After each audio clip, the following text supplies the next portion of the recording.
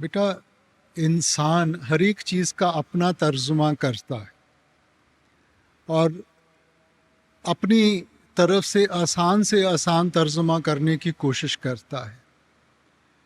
अब जब आपने लफ्ज़ शब्द इस्तेमाल किया है तो कैसे इस्तेमाल किया है? शब्दे उपजे शब्दे भिण से, नामो उपजे नामे भिण से। ठीक है, अब शब्द के जरिए सारी उत्पत्ति पैदा की गई है और शब्द के बगैर यहाँ किसी चीज़ की हस्ती कायम नहीं रह सकती।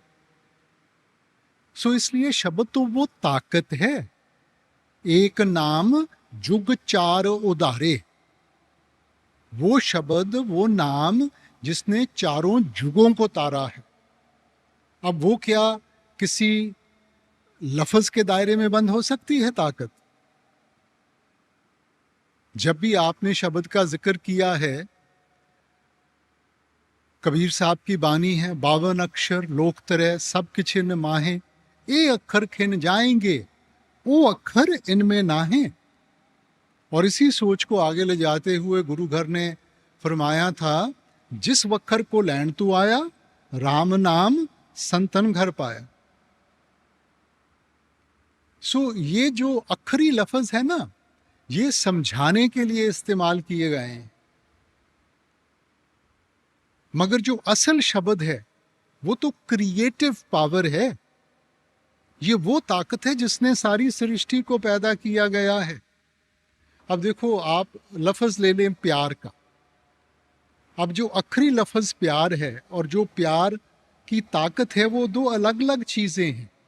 लफ्जों का सहारा लिया गया उस ताकत को समझाने के लिए, मगर प्यार प्यार कहने से प्यार का एहसास नहीं होगा। अब जैसे घर में बच्चे का जन्म होता है, माँ बाप नामकरण करते हैं, तो जो भी उनको लफ्ज़ अच्छा लगता है वो बच्चे के साथ जोड़ दिया जाता है। अब जब भी उस लफ्ज़ को दोहराएंगे, उसका ताल्लुक बच्चे के साथ है, तो ध्यान बच्चे की तरफ जाता है ना। मगर दिन में माँ ने बच्चे को कई अलग अलग लफ्ज़ों से पुकारना है। अब अलग अलग लफ्ज़ इस्तेमाल करने के साथ उसका और बच्चे का रिश्ता तो नहीं बदल जाता। लफ्ज़ तो इस्तेमाल किया गया उसकी एक हस्ती जोड़ने के लिए। सो वैसे ही बानी में हमने उसको शब्द कह दिया, हिंदू वेदों शास्त्रों ने उसको नाद कह दिया, मुसलमान भाई साहिबान उसको कलमा कह देते हैं, ईसाई धर्म में उसको वर्ड लोगोस कह दिया गया। सो उसी ताकत को हमें समझाने के लिए, बयान करने के लिए लफ्ज़ों का सहारा लिया गया बेटा।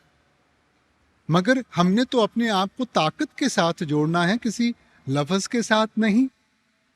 अब जो हमारी ग्रंथ पोथियां हैं, ठीक है, अब ये जो जुबानें हैं कब उचारी गई, हम उनकी हिस्ट्री ट्रेस कर सकते हैं, मियाद नियुक्त कर सकते हैं। तो क्या उससे पहले शब्द नहीं था? शब्द तो वो ताकत है जिसने सृष्टि को बनाया था। सो वो किसी एक जुबान के दायरे में बंद नहीं हो सकती, वो तो इन जुबानों से, सभी चीजों से ऊपर है ना। अब ये जो ग्रंथ पोथियां हैं, ये महापुरुषों ने लिखी, ये उनकी जिंदगी का अनुभव है, उनकी जिंदगी का निचोड़ है।